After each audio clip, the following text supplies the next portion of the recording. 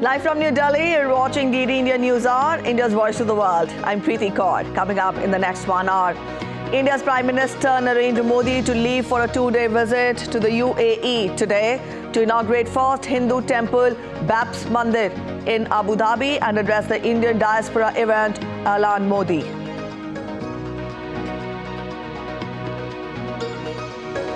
US President Joe Biden says the United States is pushing for a 6-week Gaza pause, a stepping stone towards a longer ceasefire. British Prime Minister Rishi Sunak defends Rwanda policy on migration, slams opposition Labour Party.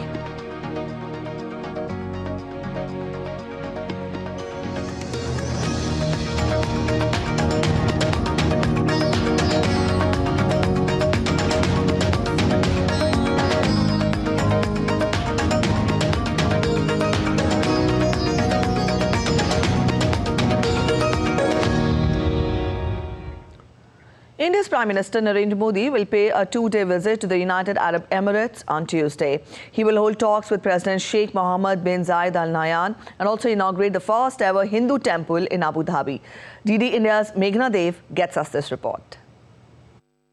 Prime Minister Narendra Modi will pay an official visit to the UAE from 13th to 14th February.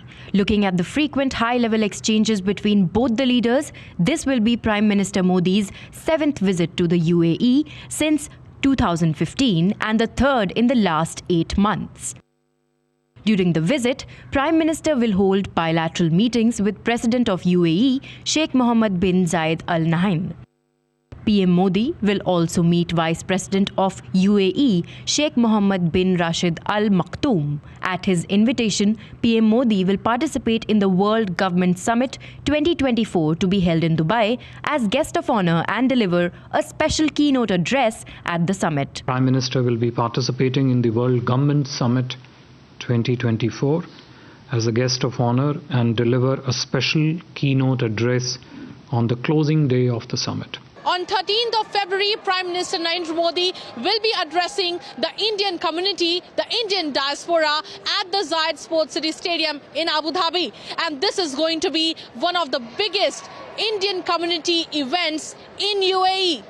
On 14th February, PM Modi will inaugurate the Babs Mandir, the first Hindu temple in Abu Dhabi. The highly anticipated Babs Hindu Mandir, a magnificent pink sandstone temple built by Bochasa Navasi Akshar Purushottam Swaminarayan Sanstha, boasts intricate carvings and traditional architecture. A key highlight of the Prime Minister's visit to the UAE would be inauguration of the Babs Hindu Mandir in Abu Dhabi on 14th February. It will serve as a spiritual sanctuary for the Hindu community in the UAE, estimated to be about 3.5 million strong. Prime Minister Narendra Modi's visit to UAE, which is going to happen on the 13th and 14th of February, which is going to be his 7th visit to the UAE. He will also be inaugurating the Babs Hindu Temple in Abu Dhabi, which will be a testimony of the growing relationship between India and UAE and also serve as a spiritual sanctuary for the Indian community, the Indian diaspora, which resides in UAE. With camera person Pramod Negi and my colleague Ashwini Mishra, this is Meghna Dev for DD India from Abu Dhabi. A key highlight of the Prime Minister's visit to the UAE would be the inauguration of the Babs Hindu Mandir in Abu Dhabi on 14th of February. DD India correspondent Meghna Dev brings us more from the temple. In the beautiful desert expanse of Abu Dhabi's Abu Mureka district is this structure emerging from the sands. This structure is also now being known as the lotus in the desert because it's carved out of pink sandstone. Italian marbles and much more has been carved so that it gets this beautiful shape, and it's a testimony, it's a testament to timeless craftsmanship and obviously the Indian intricacy in terms of art, culture, tradition is all depicted on the walls of this beautiful Babs Hindu temple. I will also take you inside to show you the intricacy of the art that's depicted inside the temples under the 7 spires that make this temple as beautiful as it meets the eye. We are inside the Babs Hindu temple, the highly anticipated temple where Prime Minister Narendra Modi will be coming, and we'll be inaugurating it on 14th of February on his visit to UAE. To show you around, my camera person will pan for you and show you the beautiful visuals of this temple, the height, the depth and the intricacy of the art, craftsmanship, which is a testament to what India has to offer in terms of its crafts, timeless crafts that has been depicted here. We obviously see this beautiful structure.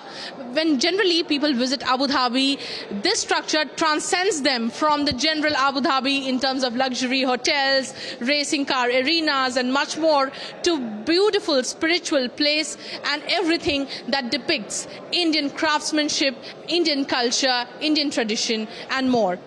With my colleague Ashwini Mishra and camera person Pramod Negi, this is Meghna Dev for DD India from Abu Dhabi. In the backdrop of the two-day visit of Indian Prime Minister Narendra Modi, who is all set to inaugurate the Hindu Babs temple in Abu Dhabi and address an Indian diaspora community event there, also takes part in the World Government Summit in Dubai. DD India's Dibyendu Mondal spoke to the ambassador of UAE to India, Abdul Nasser Al Shali. Prime Minister of India, Narendra Modi, is all set to visit the United Arab Emirates, and this will be his 7th visit. He's coming here to inaugurate a temple and hold several meetings and also attend the World Government Summit being held at Dubai. To talk more on this, Dr. Abdul Nasser Al Sali, welcome to DD. How do you look at this entire visit of Prime Minister to the UAE for the 7th time? It's an important visit. It's a strategic visit, and those are the kind of visits that keep the relationship going from one strength to the next, and it makes sure also that the momentum is always there in the relationship, that we keep track of everything that we discuss at those meetings, and we make sure that we progress them. How do you perceive the India-UAE relationship growing over the last couple of years? Well, the visit by the Prime Minister 8 to 9 years ago was a turning point in this relationship. You could see that from that visit onwards there has been quite the progress on multiple fronts in this relationship. How do you look at this inauguration by Prime Minister, and of course a temple in the UAE by Prime Minister Narendra Modi? It's going to be monumental. It's going to be memorable to all of us here. We have been excited and looking forward, and the fact that the Prime Minister is going to inaugurate it himself is significant, especially in the context of the relationship between the two countries. The Mandir to us stands for the UAE's values of coexistence, acceptance and tolerance, and I'm sure that this is going to be an unforgettable experience for everyone.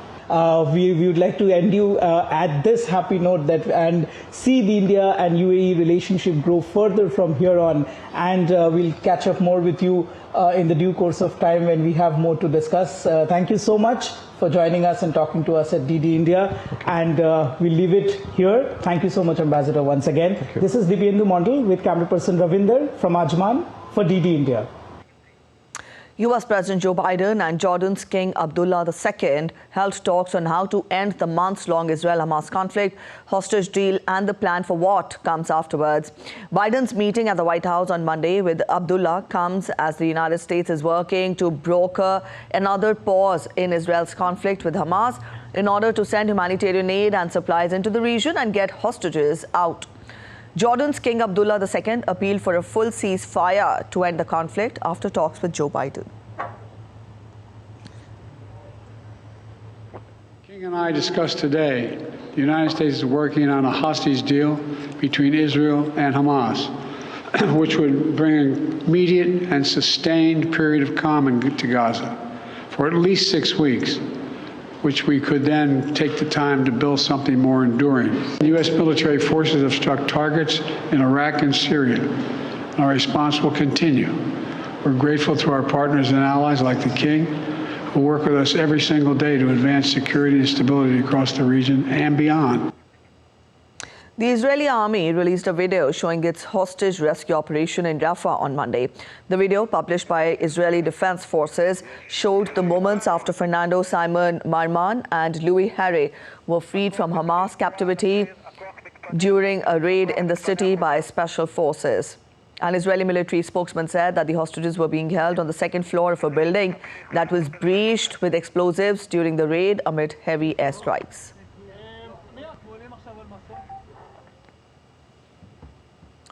Ukraine's air defense systems destroyed 14 drones and a cruise missile in the central city of Dnipro. The Air Force also claims that Russia launched missiles from S-300 long-range surface-to-air missile systems on Ukraine. The authorities say that Dnipro came under attack from missile and drones approaching from the south, east and the north. Air raid alerts were subsequently lifted. Mayor Boris Felatov said that infrastructure had been hit. British Prime Minister Rishi Sunak defended his plan to send migrants entering the country in small boats via the English Channel to Rwanda. Speaking during a televised question and answer session in northeast England, Sunak told voters that the Rwanda deportations scheme was necessary as a deterrent to channel crossings. Sunak has pledged to stop the boats, and his words on Monday came as Britain's House of Lords debated a series of amendments designed to weaken the legislation. Sunak also slammed the opposition Labour Party's position on race discrimination after it announced it had withdrawn support for Azhar Ali. Made progress, down by a third, but in order to fully solve this problem, we need a deterrent. That's what Rwanda is all about, and that is why I'm absolutely committed to getting this bill through Parliament and getting this scheme up and running. And without that, we won't be able to fully solve this problem. European Parliament's key committees are set to vote on the AI Act before presenting it to the full Parliament. The rules, known as the world's most comprehensive on artificial intelligence, were agreed upon by European leaders last month in Brussels. DD India's Ishan Garg gets us more from Brussels. The European Parliament's committees on consumer protection and civil liberties are discussing the AI Act. The legislation will then be put to a vote in the European Parliament, likely in April. It's largely seen as a procedural step, as European Union leaders have already agreed on the text of the law back in January. Now, this act aims to regulate the use of artificial technology by dividing it into 4 categories based on the kind of risk they can potentially pose. The law can ban some uses of artificial intelligence in the most sensitive areas like biometric categorization, and can ask companies to stress test their software models and ensure transparency in the process in other cases. Regulating this new technology is seen as a major step towards digital safety in Europe. The EU is particularly concerned about AI models potentially damaging democratic processes and human rights, especially after numerous examples of generative AI models being used to pump out fake news and images have been seen.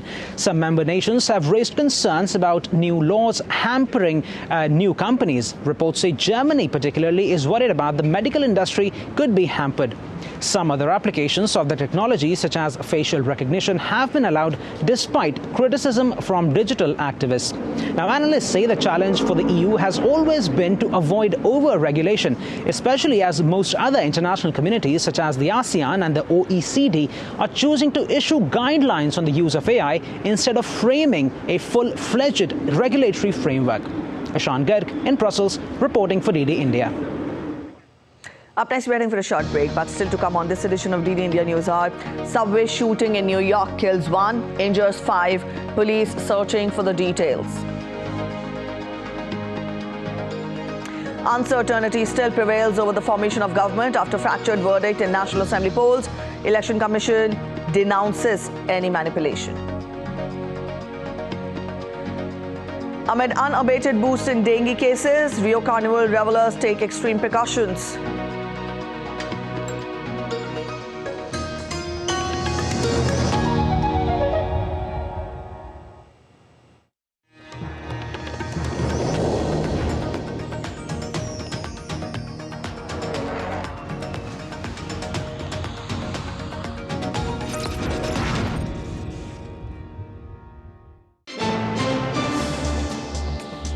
Voice of a rising aspirational world. Stories of challenges, struggles and accomplishment. A world battling conflict, hunger and poverty. Embracing growth, development, science and technology. A voice of progress, a voice of unity. Watch Voice of the Global South with me, Akshay Dongre, only on DD India.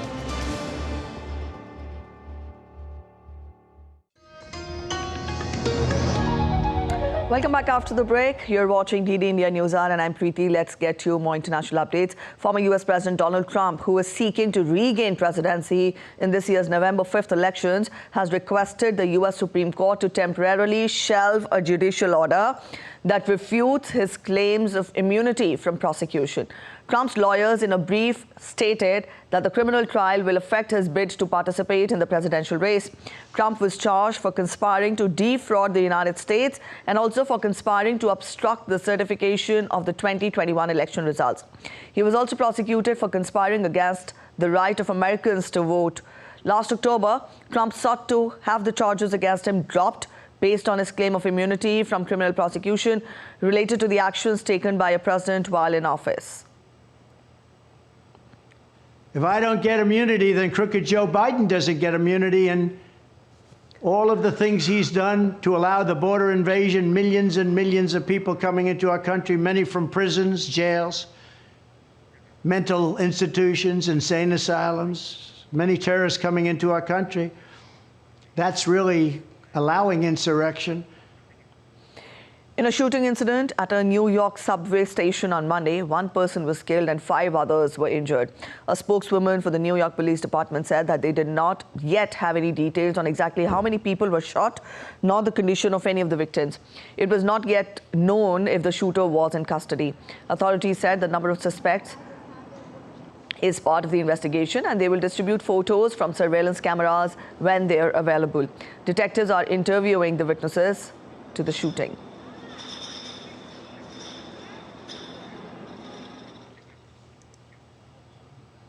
New Yorkers will vote on Tuesday to fill the seat of former U.S. lawmaker George Santos, who was removed from Congress for fraud and money laundering. Long Island residents are set to select his replacement, with a race carrying significant national political significance. DD India's Sally Patterson reports from New York as voters prepare to head to the polling stations.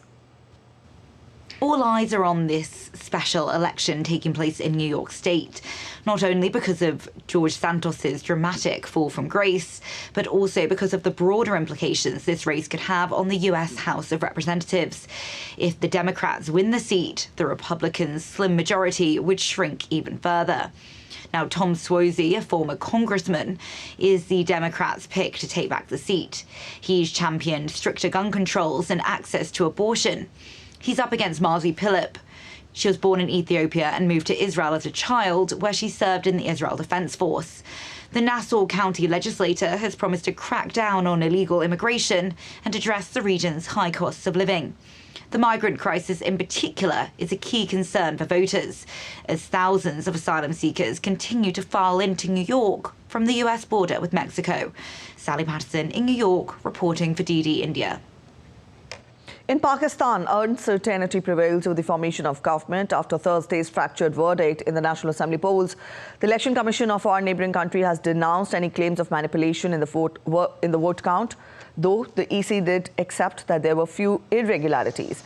Reportedly, the electoral body said that the polling was organised and held peacefully, despite difficulties and issues, while caretaker Prime Minister Anwar ul Haq asserted that Pakistan would not investigate allegations just because some foreign capitals had sought a probe and had its own laws to deal with any challenges.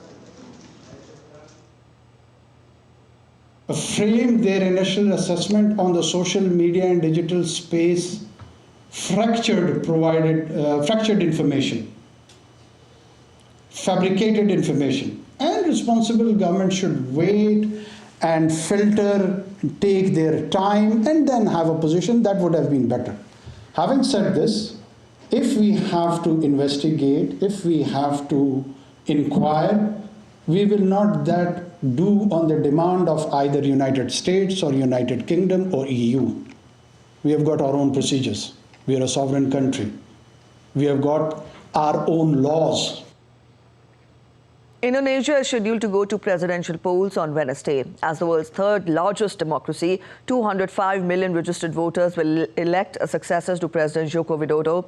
As per the opinion polls, Defense Minister Prabowo Subianto appears to be the frontrunner.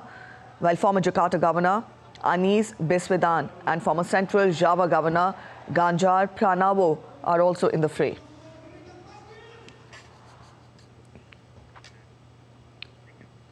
We're heading up next for a break, or before that, we'll take a look at other stories making it to the headlines from across the world.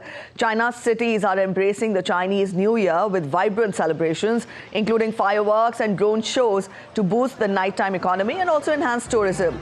Now, these include the Gaozhuang, Shizhuang Scenic Spot Night Market, Jiazu's City Dragon and Phoenix Lantern Dance, Zhangfei Temple Scenic Area, and Baihai City's Garden Expo Park.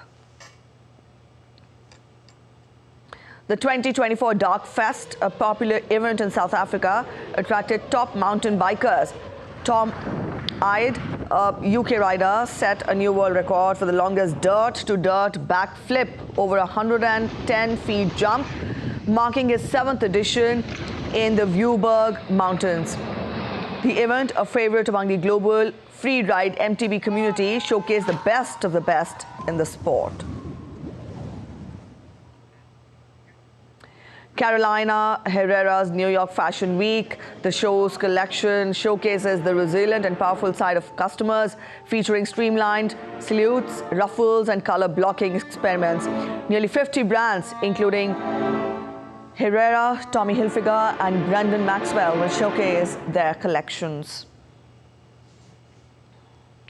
Rio Carnival revelers are using insect repellent as a precaution due to spike in dengue cases. In the first 5 weeks of this year, more than 300,000 cases of the infection have been reported, 4 times more than what was reported in 2023. The rapid spread of dengue has caused almost 40 deaths and nearly 265 are being investigated. Partygoers danced along the local band Core Atris at the popular block party.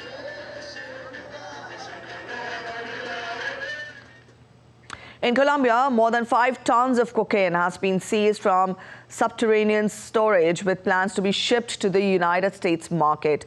The material was discovered in a storage room with a floor-mounted gate when the Colombian armed forces stormed a wooden house in the remote Necoclí district of North Colombia.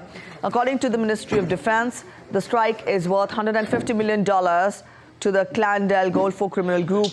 Colombia is anticipated to generate 1,738 tons of cocaine annually in 2022, making it the leading producer in the world.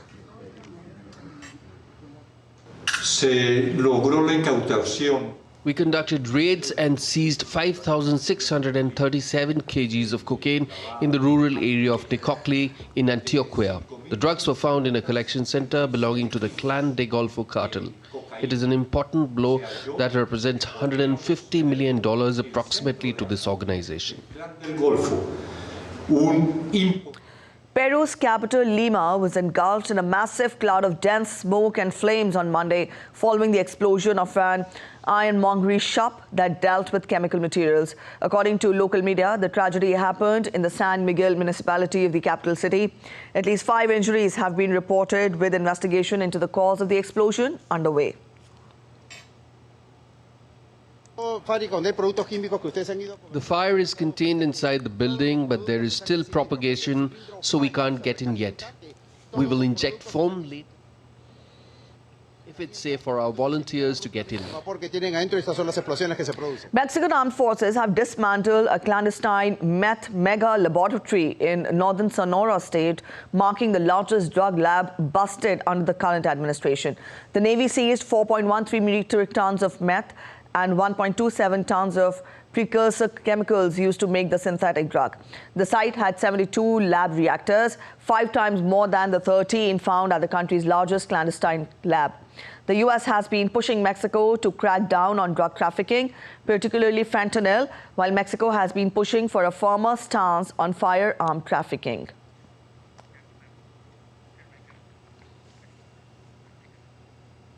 Ghana's largest opposition party is rejecting proposals by the country's electoral commission to bring forward the polls by a month. The leader of the party, who is also a former president, John Mahama, has accused the electoral commission of attempting to rig the elections in favor of the ruling government's party. DD India's correspondent Nabil Ahmed Rufai reports from Accra.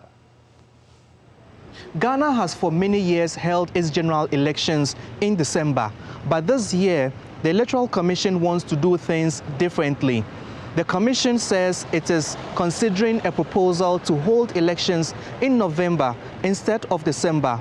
It hopes this will enable it to plan ahead effectively in any case of a runoff.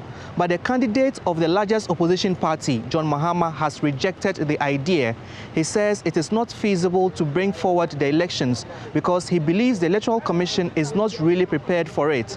He has also accused the Commission of attempting to rig the elections by trying to change the election date. The Electoral Commission has denied this. Meanwhile, the proposal to change Ghana's election date also comes amidst a petition from a religious group, the Seventh-day Adventists, that they are unable to take part in the polls on Saturdays because it falls on their day of worship.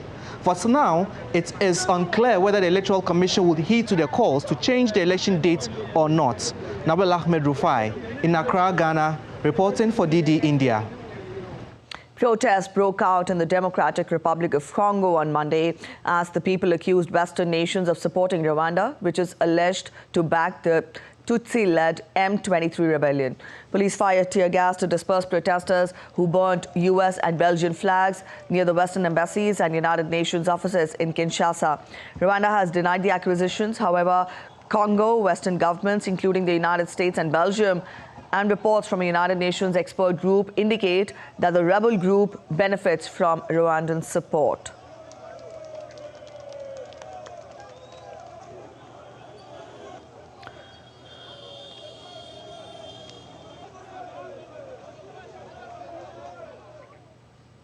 Government of Kenya paid floral tributes to the late Kenyan long-distance runner Kelvin Kiptum.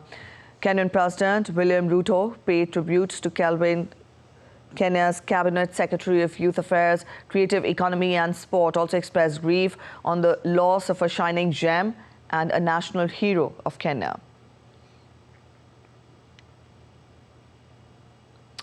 Kelvin Kiptum, a marathon world record holder, died in a fatal car accident in Elgeyo Marakwet County. His family and community members gathered at his home. Kiptum had vowed to break his own world record and become the first athlete to finish the marathon in under 2 hours in Rotterdam in April and make his Olympic debut in Paris this summer. However, his dream was shattered when he was killed with his coach in a car accident in the Rift Valley on Sunday. Kiptum lost control of his vehicle and veered off the road into a ditch.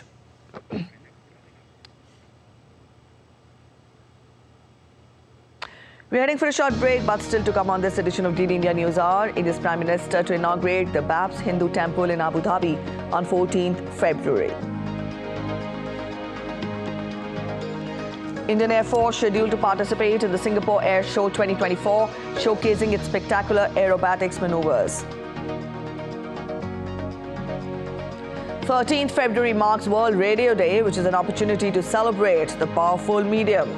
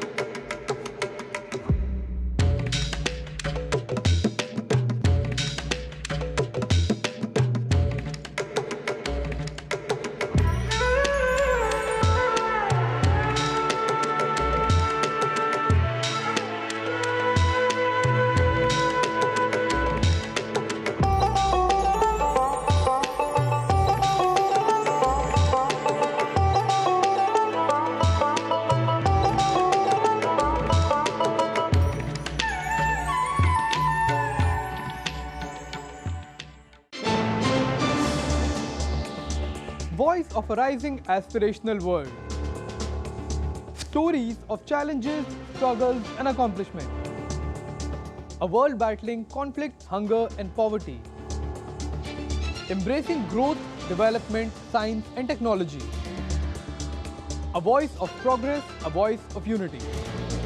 Watch Voice of the Global South with me, Akshay Dongre, only on DD India.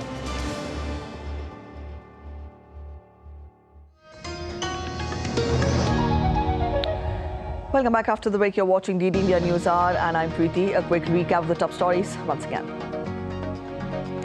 India's Prime Minister Narendra Modi to leave for a two-day visit to UAE today to inaugurate the first Hindu temple, Babs Mandir in Abu Dhabi, and address the Indian diaspora event, Alan Modi.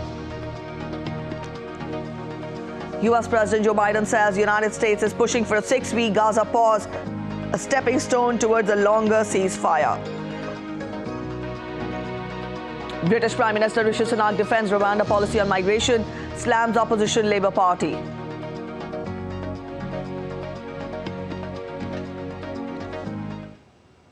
The magnificent Babs Temple, the largest in Western Asia, is now ready. Built with key elements from India, the temple, which sits like a lotus amid the sand dunes in UAE, will soon be inaugurated by India's Prime Minister Narendra Modi. DD India's correspondent Meghna Dev speaks to Vishal Patel, volunteer at the Babs Hindu Temple, on the preparations.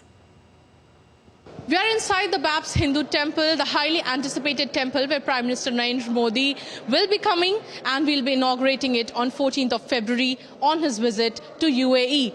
Vishal, can you talk to us and tell us more on what are the preparations going around, and what we see is such a majestic view of this temple? The culmination of what we've seen, the support that we've been given for this temple to be constructed has been phenomenal. And now we've seen everyone really working hard to see the culmination where our Guru Mahant Sai Maharaj is going to be here, and we're going to be joined by the Indian Prime Minister Narendra Modi. And you can see there's a lot of buzz, a lot of excitement, and we're really proud to showcase the unity between the UAE and India. This is the first stone temple in the whole of the Middle East, and it's the largest temple in Western Asia. So to see such a magnificent temple, when you're really up close, it almost feels like you're actually in India. It's only when you go outside and you see the wider perimeter of the sand dunes and the palm trees, really hits home that you're actually in the middle of the UAE. Many people have been telling us that the 7 spires are actually one of the special attractions, we can say, or one of the specialities of this temple. What do you have to say? Because we have been seeing that gods from different parts of India, their idols have been brought in here. What makes it very unique is the way that it's been constructed. If you look at the 7 shikras that you have here, the 7 spires, they actually pay homage to the UAE. They represent each of the 7 emirates. And that's for us to say thank you to the UAE, which is our home for many, many years, for giving this land.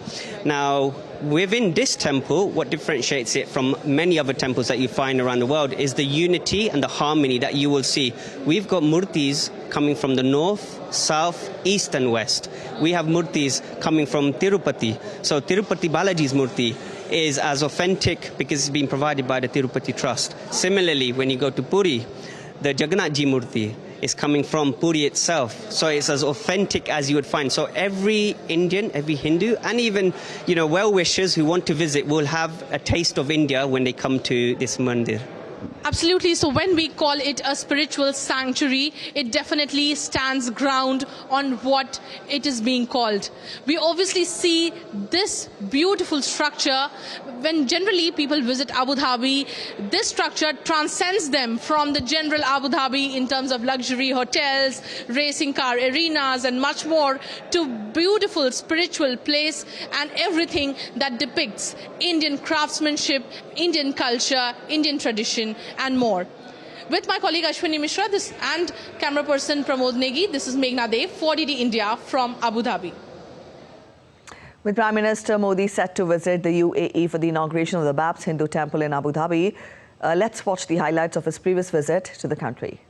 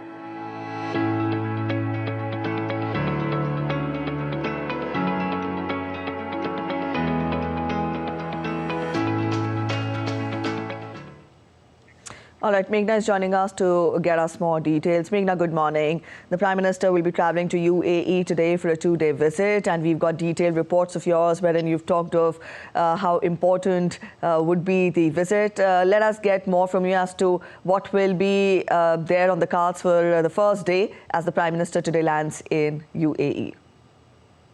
Very importantly today, just because of the inclement weather, we have been seeing that preparations, nothing has dampened, it has not dampened the spirit, because since yesterday we have been seeing that Abu Dhabi is witnessing rainfall. But besides that, also people here, especially for the Ahlan Modi event, the people from the Indian diaspora are all geared up and are all enthralled to welcome Prime Minister Narendra Modi to Abu Dhabi, and obviously to the grand community event that has been planned. And besides that, Preeti, when you ask me about his engagements, about Prime Minister Narendra Modi's engagements today, he will be holding a bilateral meeting now with President Nayan. Now, very importantly, we have been seeing frequent high-level interactions. The intensity of the high-level interactions has been quite a lot in the past 8 months. This is going to be the 5th meeting between both the leaders, which says it all, which is a testament to how, how the relationship between both the countries is on an uptick. Besides that, what we are expecting that and what we have been told by the organizers of the Ahlan Modi event, which is the community event which has been planned in Abu Dhabi, that there are going to be cultural performances and a showcase of what India's cultural diversity, India's growth story looks like. That will be showcased at the stadium. And besides that, very importantly, Prime Minister Narendra Modi will be addressing the community, which everyone's eager to hear. And also, when we actually know that the stadium is completely jam-packed, there have been, a number of people who wanted to come but could not come due to paucity of space. So, this says it all. The popularity that Prime Minister Narendra Modi enjoys overseas as well, and especially amongst the Indian diaspora, that they want to come and hear their leaders speak. So, besides, all of these engagements, the bilateral meeting holds much importance and significance, because this is going to be just after, just a very short interval after President Nayan was in Gandhinagar in Gujarat for the Vibrant Gujarat Global Summit. And both the leaders held a bilateral meeting where MOUs were signed. And this time around, also MOUs are expected to be signed. Last time it was in terms of food parks, industrial parks, and, the renewable sector and more. So this time also, we'll have to see in what areas these MOUs are going to be signed. So that's all specifically in the agenda for Prime Minister Narendra Modi's first day. That is today of his UAE visit, which will start in just some time from now. All right, Meghna, also a very important part of his visit would be the inauguration of the Babs Hindu Temple in Abu Dhabi, and we got a detailed report of yours wherein you took us and showed us glimpses of the temple. Let us hear more from you. How far will it further cement the relationship between the two countries? And because there was a very specific point which you mentioned in your report, that it will transcend the Indians, and it will provide a spiritual sanctuary to those Indians living in UAE. Definitely, visuals, Preeti, I would say, do not do justice to what we actually see when we go there at the Babs Hindu Temple. When one approaches the temple, you see nothing but just plain land, expanse of desert in the Abu Muraikha district in Abu Dhabi, where this temple is situated. And when you start reaching the temple, when you start approaching the temple, you start seeing those spires, those 7 spires, which make it as beautiful as any other Hindu temple across the globe. And when you actually reach it, you actually see that the pink sandstone does so much magic to this place, where it actually blossoms like a lotus. When you actually visit the temple, the expanse of desert, and it's just like blossoming of a lotus in the middle of it. So definitely it is very, very magnificent and a beautiful temple that has been built. Clearly a showcase of Indian craftsmanship, which is timeless, and every possible thing has been depicted on the walls, on on the interiors and the exteriors, and a lot of thought has been put into, what they wanted the temple to look like, to be like, and obviously to feel like. And it is just, actually bringing in a lot of excitement for the Indian diaspora, which is about 3.5 million strong in UAE, and it is a huge diaspora when we talk about. So definitely there is a lot of excitement on that front. Besides that, Prime Minister Narendra Modi will be inaugurating it on the 14th of February, which is tomorrow, on his second day of the visit. Makes it even more special for the diaspora here. And very importantly, when we actually see that this temple, Prime Minister Narendra Modi laid its foundation stone in 2018, and now he's coming for the inauguration. And in the middle of that time period, there has been COVID as well, which has not deterred spirits for the people and for the for the making or construction of this temple. So definitely speaks volumes of how much of an importance this temple carries, especially when we talk about the whole Middle East region, where there is no other temple as huge as this one, once it's inaugurated. So definitely a lot of excitement in people. We have been speaking to a number of people here, and all of them have been expressing excitement, especially for this 2-day visit, where they have a grand community event and a grand opening of this Babs Hindu temple. All right, Meghna, we'll leave it here. Thank you so much for joining in with those insights. And also, let's turn focus to other updates. India's Unified Payments Interface, or the UPI, a cashless means of digital transaction, just using a QR code, was launched simultaneously on Monday in 2 neighboring countries, Sri Lanka and Mauritius, by the top leaders of the 3 countries. Here's a report. A landmark day for the spread of India's digital public infrastructure and the strengthening of its neighbourhood first policy. India's Prime Minister Narendra Modi, along with his Mauritian counterpart Pravin Jagannath and Sri Lanka's President Ranil Wickremesinghe, jointly launched India's Unified Payments Interface, or UPI, in the 2 nations. India's RuPay card services were also launched in Mauritius through a video link. On the occasion, Prime Minister Modi said it was a special day for 3 friendly countries of the Indian Ocean region. Indian ocean क्षेत्र के 3 मित्र देशों के लिए आज एक विशेष दिन है। अपने ऐतिहासिक संबंधों को आज हम आधुनिक डिजिटल रूप से जोड़ रहे हैं। ये हमारे लोगों के विकास के लिए हमारे कमिटमेंट का प्रमाण है।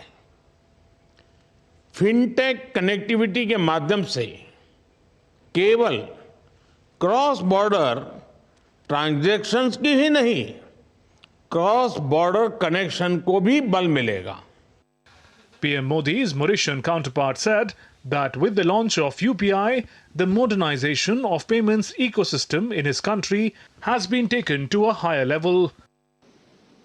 Leveraging on its payment ecosystem, the Bank of Mauritius has taken the modernization of the payment infrastructure to a higher level with the collaboration of the National Payment Corporation of India and the Reserve Bank of India. And this marks a new chapter in the history of payments in Mauritius. The first user of UPI in Sri Lanka was thrilled by the experience. The fact that we have a digital technology like this, which is a UPI system, which actually means that an Indian national who now wants to visit Sri Lanka can access funds from India and instantly pay merchants in Sri Lanka. It's quite revolutionary. UPI was launched by National Payments Corporation of India in 2016. It saw 1 million transactions in October of 2016. The transactions grew to cross 100 billion mark last year. Transactions were worth $23.53 billion last year. UPI is credited with reduction in the use of cash transactions. Cash was used in 90% of the transactions in 2017. Cash was used in only 60% of the transactions last year. NIPL and RBI have signed pact with financial entities in 30+ nations. Pacts a bid to expand UPI-based transactions beyond India's borders. UPI is already in use in India's neighbouring countries like Nepal and Bhutan. UPI is also being used in France, UAE, Singapore, Oman and Malaysia. UPI's use on foreign shores also eliminates the use of an intermediary currency like the US dollar by travellers from one country to another and has the potential to reduce conversion fees. All right, users of UPI in Sri Lanka were thrilled by the experience. President of Sri Lanka India Society, Kishore Reddy, said that it will boost the economic activities in the island nation. An advantage in terms of using this particular platform would not only save money in the transactional fees on credit cards and other things, but also give a little more spending power to the tourists who come here, and of course the convenience of not carrying hard cash. So there are much more benefits in terms of connectivity of people to people that would also happen with the increase of trade and transactions. So this is something that would benefit Sri Lanka immensely. Chairman of Sri Lanka's National Payment Network, Lanka Pay, Dr. Kenneth De Silva, called it a great achievement by the two countries. It is a great achievement by the two countries and the institutions involved in enabling this payment infrastructure possible. The central banks of India and Sri Lanka, together with the two institutions, the National Payments Corporation of India plus Lanka Pay of Sri Lanka, have come together to make this ecosystem possible. Let's take a look at other stories making it to the headlines from across India now. Several flights were delayed at the Indira Gandhi International Airport in India's capital on Monday as cold wave conditions prevailed over the city. There was low visibility due to fog in several areas of the national capital. A team of 71 personnel of Indian Air Forces landed at the Paya Lebar Air Base of Singapore to participate in the Singapore Air Show 2024. Indian Air Force's Sarang helicopter display team will be showcasing its spectacular aerobatics maneuvers at this event. The biennial 4-day Singapore Air Show is scheduled to commence on 20th February and will feature various aerial displays from participants from all over the globe.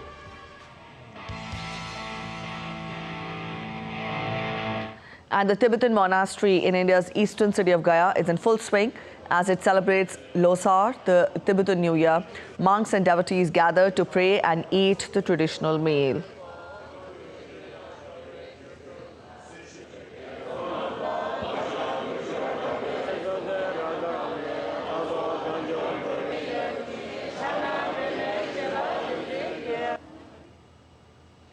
February 13th marks World Radio Day, a celebration of the powerful medium that has informed, entertained and educated people around the world for over a century now.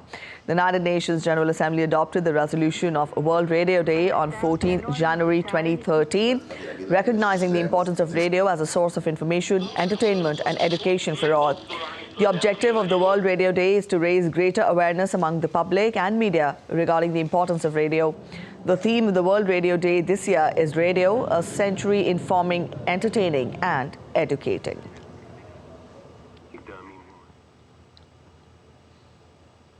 A short break ahead, but still to come on this edition of DD India News Hour, the 4th edition of the Badminton Asia Team Championships 2024, scheduled to commence from Tuesday in Malaysia with a strong Indian squad.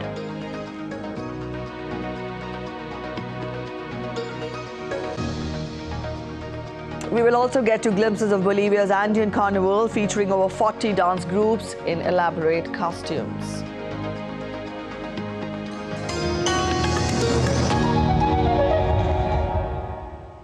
A world that never stops, where information shapes our reality. One app stands out, helps you stay ahead of time. Introducing the DD India app, your gateway to a world of news right at your fingertips. Your most trusted source of news goes global, goes digital. Explore a world of options, top stories, live updates, in-depth analysis and more. Stay informed wherever you are. Real-time alerts keep you ahead of the curve always. The DD India app, connecting you to the world one story at a time. Download now and explore the world of knowledge, insights, and authentic information.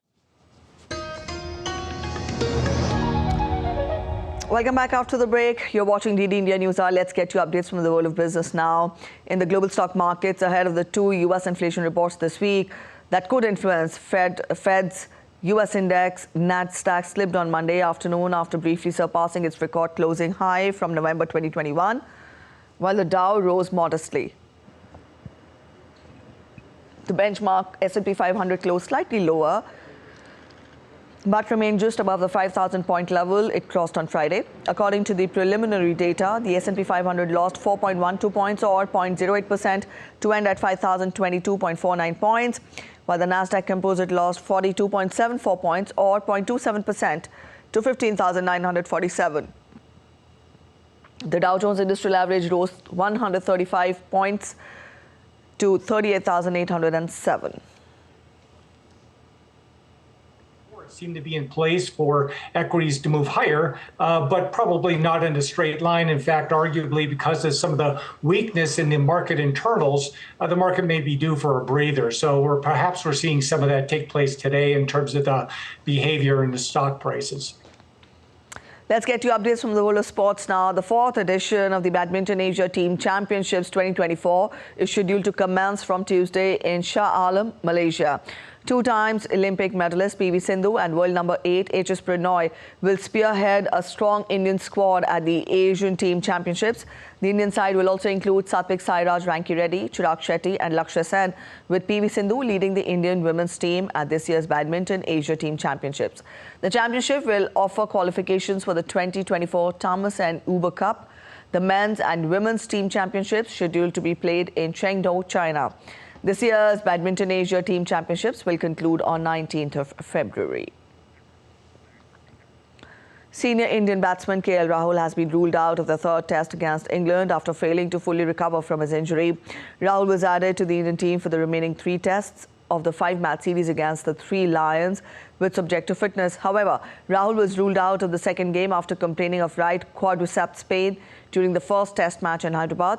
The third test is scheduled to be in Rajkot on Thursday, where KL Rahul will be replaced with Devdutt Padikkal, the talented Karnataka left-hander who is enjoying a great first-class season.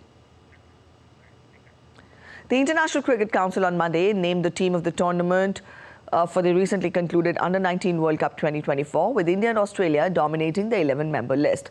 Mushir Khan, Sachin Das, Uday Saharan and Soumi Pandey are the 4 Indians among the team of the tournament, despite their defeat against Australia in the summit clash on Sunday. Leading run scorer and Indian captain Uday Saharan finished the tournament as the leading run scorer after he racked up 397 runs from 7 matches with 103 50s to his name. Pandey had an excellent outing with the ball as he finished as the second highest wicket taker of the tournament.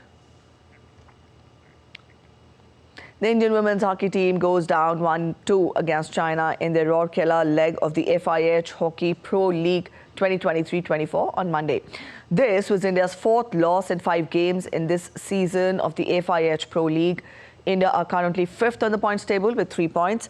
Both the teams started the match on equal footing, but it was the home side which took the lead courtesy of an exceptional cross from Vandana Kataria and an equally remarkable finish from Sangeeta Kumari, who scored the lone goal for Indian women's hockey team.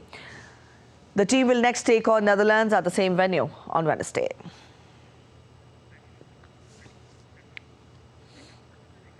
Bolivia's Andean Carnival, also known as Yesca Anata, began on February 12th in La Paz, featuring over 40 dance groups in elaborate costumes.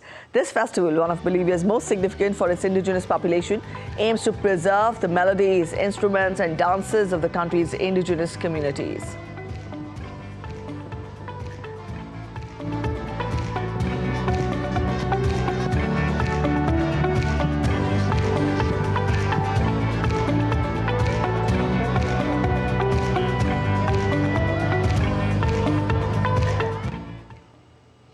All right, with that, we end this edition of DD India News Hour. But let us know your thoughts on the news of the day. You can connect with us on Facebook, X, and also Instagram. We'll be back with more news as it breaks here on DD India. I'm Preeti Kaur signing off from all of us here in Delhi. Thanks for watching DD India News Hour.